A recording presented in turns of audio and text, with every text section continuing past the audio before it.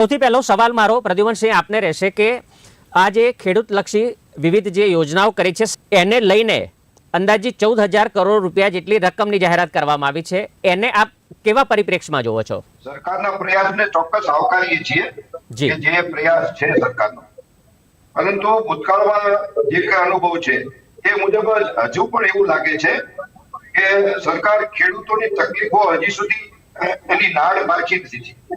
જે યોજનાઓ છે આપણે જોઈએ લગભગ 14,000 કરોડની યોજનાઓ આપી છે, જેની પાછળ પણ ઘણા આપે કે જેમ ચૂંટણી લક્ષી અને સંસદમાં જે બહુમતીનો ઓછી બહુમતી જેવા ઘણા બધા રાજકીય કારણો છે જેના લીધે આ જાહેરાતો અત્યારે વચગાળાની કરી હોય એવું લાગે છે. નહીતર આનાથી વિશેષ બજેટમાં પણ ખેડૂતને ઘણું બધું આપી શકે પણ નથી આપી શકી. આપણે જોઈએ તો સૌથી વધારે ખેડૂતને જો કંઈક આપવું જ હોય તો પછી સ્વામીનાથન નો રિપોર્ટ છે એને અનુસરે સરકાર, તો એમાંનું ઘણું બધું ખેડૂતના પ્રશ્નો સોલ્વ થઈ જાય તેમ છે. પરંતુ સરકાર કંઈક ને કંઈક નવા પોતાના અંગત અંદાજથી ચાલે છે અને એક મોટું સૂત્ર ડબલ આવક જે કરવાનો વાત છે, પરંતુ ડબલ આવક તો નથી થઈ હજી સુધી અને ખર્ચ ડબલ ચોક્કસ થઈ ગયો છે. એટલે સૌથી પહેલા તો એમએસપી ની જરૂર છે, એનો જે મિનિમમ પ્રાઇસ છે એ આપે. પછી એ રીતના જંતુનાશક દવાઓ છે, બિયારણ છે, એની ચોક્કસ કિંમત નક્કી કરવી જોઈએ, જે એનો ખર્ચ બહુ મોટો છે ખેડૂતને, અને એમાં જો શક્ય હોય તો ટેક્સ માફી પણ આપવી જોઈએ. એ જ રીતના ખેડૂતના પરિવારનો ચોક્કસ જે મજૂરી ખર્ચ છે એ પણ નક્કી થવો જોઈએ. આમાંનું આ કઈ નથી થતું. અને સૌથી વિશેષ અત્યારે દેશભરના અને રાજ્યના ખેડૂતોને ઓછામાં ઓછું 3 લાખ રૂપિયાની દેવા માફીની જરૂર છે. પછી ભલે કોઈને હોય કોઈને ના હોય એની જરૂર છે. આપણે હમણાં જ અત્યારે જોયું રાજ્યની અતિવૃષ્ટિ, આપણે ગુજરાત રાજ્યને લગભગ 80% લોકો ખેડૂતોને અસર થઈ છે. તો એના માટે સરકારે તો મોટું પેકેજ જાહેર કરવું જોઈએ, પરંતુ આપણી રાજ્ય સરકારે એમાંથી કોઈ કેન્દ્ર સરકાર પાસે કોઈ એવી કોઈ પેકેજની પણ માંગણી નથી કરી કે પોતાના તરફથી પણ એવી કોઈ સંતોષજનક જાહેરાત નથી કરી. માત્ર હજી સર્વેના કલમમાં ચાલે છે કે સર્વે થશે, અને એવા ભૂતકાળના તો સર્વે અનેક થયા છે જેનું કઈ વળતર પણ નથી આવ્યું. અનેક એવા વીમાઓ ચૂકવવાના બાકી છે, એ પણ હજી કઈ વળતર નથી આવ્યું. એટલે ખરેખર ક્યાંક ને ક્યાંક હજી સરકાર પોતે ખેડૂતની જે તકલીફ છે એ પારખવામાં હજી પણ ક્યાંક વામણી સાબિત થઈ રહી છે. હાજી, આપે બજેટનો ઉલ્લેખ કર્યો પ્રદ્યુમનસિંહ, એટલે થાય છે કે હવે બજેટ જેવું કંઈ લાગે છે ખરું? કારણ કે કોઈ પણ બજેટના દિવસનું જે મહત્વ છે ને એ દિવસે દિવસે મને ઘટતું જઈ રહ્યું હોય તેવું મહેસૂસ થઈ રહ્યું છે. આપ કેવું અનુભવી રહ્યા છો રાજકીય વિશ્લેષક તરીકે પ્રદ્યુમનસિંહ?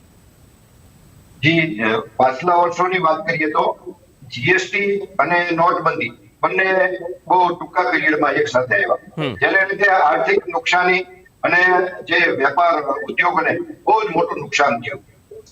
એમાંથી એને બહાર નીકળવામાં પણ ઘણો સમય લાગ્યો છે. તો બજેટની વાત કરીએ તો બજેટ દ્વારા જે તે ઉદ્યોગોને, વેપારીઓને કંઈક ને કંઈક નવી આશા બંધાતી. જનરલી બજેટ પછી કંઈક કોઈ વસ્તુ સસ્તી બનતી અથવા કોઈ નવા સમાચાર ન્યૂઝ આવતા. પરંતુ આપણે છેલ્લા અમુક બજેટથી જોઈએ છીએ કે જેના થકી કોઈ માર્કેટમાં સીધી અસર દેખાતી હોય એવું નથી.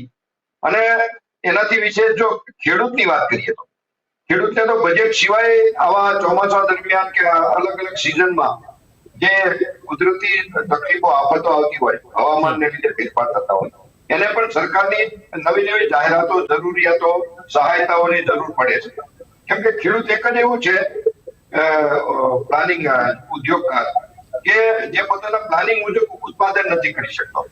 એને અતિવૃષ્ટિ નડે છે, દુષ્કાળ નડે, કુદરતી આફતે નડે, પૂર હોનારત પણ નડે, અને સૌથી વિશેષ હવે તો ગ્લોબલ વોર્મિંગ જે છે એની હવામાનની અસર પણ નડે છે.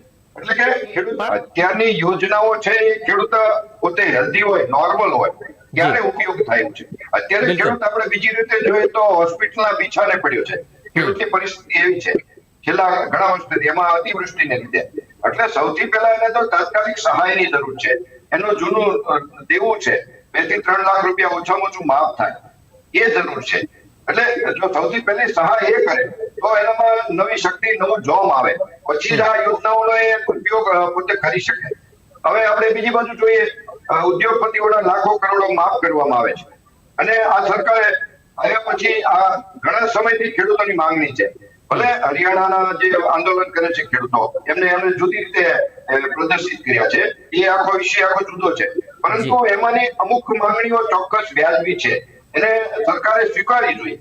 એના બદલે આ નવી જે આવનારા સમયની ખાલી ફ્યુચરના સપનાઓ બતાવે છે, અથવા તો ફ્યુચરમાં કામ ઉપયોગી થાય છે, પરંતુ અત્યારે હોસ્પિટલના બિછાનેથી બહાર આવવા માટે ખેડૂતને એના માટે તમે કયા ઓક્સિજનના બાટલા ચડાવો છો એ જરૂર છે. પહેલા એ જ એને શક્તિવર્ધક થાય, એના માટે ઉપયોગી જે છે એ સહાયતા જો થાય તો ખેડૂત કઈક નવા ઉત્સાહમાં ને નવા જોશમાં આવી શકે છે. હાજી, માટેના જે સરકાર દ્વારા પ્રયત્નો અત્યાર સુધી કરવામાં આવ્યા છે તેનું અમલીકરણ અંગે પણ ક્યાંક હજી ખેડૂત અસંતોષ છે, અને ઘણા દિવસથી આપના સવાલ અને પછી જાણીશું નિલેશભાઈની પ્રતિક્રિયા. આપણે વાત કરી એમ હું એક રાજકીય વિશ્લેષક પણ છું, પણ હું ખેડૂત પણ છું, એટલે હું ખેડૂતની વેદના હું પોતે જાણું છું. અને એક કડવું સત્ય છે કે સરકાર ખેડૂતના પ્રશ્નો હલ કરવામાં હજી પણ ક્યાંક ઊણી ઉતરે છે, એ ચોક્કસ છે. ભલે પ્રયાસો હશે, અને આપણા ખેડૂત આગેવાને જે રીતે કીધું, યોજનાઓ, જાહેરાતો બધી સારી વાત છે, પરંતુ એનું અમલીકરણ થવું જોઈએ. અમલીકરણ નથી થતું. પછી જીએસટી ની જે વાત કરી, એવા ખેડૂતોના અનેક ઓજારો છે, એમાં જીએસટી પણ એમાં મુક્તિ આપવી જોઈએ. સાથે સાથે ખેડૂતોને જે ડુપ્લિકેટ બિયારણ અને ડુપ્લિકેટ દવાઓ એમાં જે છેતરાઈ રહ્યા છે, પાયમાલ થઈ રહ્યા છે, એમાંથી પણ મુક્તિ આપવી જોઈએ. અને વિકાસની વાત કરીએ આપણે, ડબલ વિકાસ કે ડબલ આવક. હવે ગુજરાતના ખેડૂતની માસિક આવક 13,000 રૂપિયા છે. હવે એને ડબલ કરો કે કયો જે કઈ કરો, એ 28 વર્ષની દેન છે માસિક આવક. સમગ્ર ચર્ચાના સારાંશ રૂપે આપ કેવી રીતે જોઈ રહ્યા છો કે પ્રદ્યુમનસિંહ, ટૂંકમાં આપની પ્રતિક્રિયા. યોજનાઓની વાત કરીએ તો હજી ઘણું બધું કરવાનું બાકી છે સરકારે અને રાજ્ય સરકાર અને દેશના. જે 60% રોજગારી આપતો ખેતી જે ડિપાર્ટમેન્ટ એને બજેટમાં ખેતીને અને ગામડાને વધુ પ્રાધાન્ય આપવાની જરૂર છે. એ જ રીતના દેશભરમાં જમીન સુધારણા માટે બજેટમાં વધુ ફાળવણી કરવાની જરૂર છે. અને રાજ્યની વાત કરીએ તો ગુજરાતમાં હજુ પણ 50% જમીનમાં સિંચાઈ વગરની છે. 1995 પછી કોઈ મોટી સિંચાઈ યોજનાઓ થઈ નથી, સિવાય કે નર્મદા. એટલે એ બાબત પણ હજી ઘણું વિચારવાનું છે. અને બીજું જોઈએ તો બીજા અન્ય રાજ્યોમાં વીજળી, પાણી અને બિયારણનો ખર્ચ રાજ્ય સરકારો આપે છે, તો ગુજરાત સરકાર કેમ ન આપે? આવી વિસંગતતા કેમ? એ બાબત પણ ગુજરાત સરકારે વિચારવાનું રહ્યું. અને એ જ રીતે જોઈએ તો ખેડૂતોને જે અત્યારે પોતાની ઉપજ જે તે સમયે સ્ટોરેજની અછતને લીધે સસ્તામાં વેચવી પડે છે, અને માંગ ને પુરવઠાનો જે સિદ્ધાંત એને લાગુ પડે છે.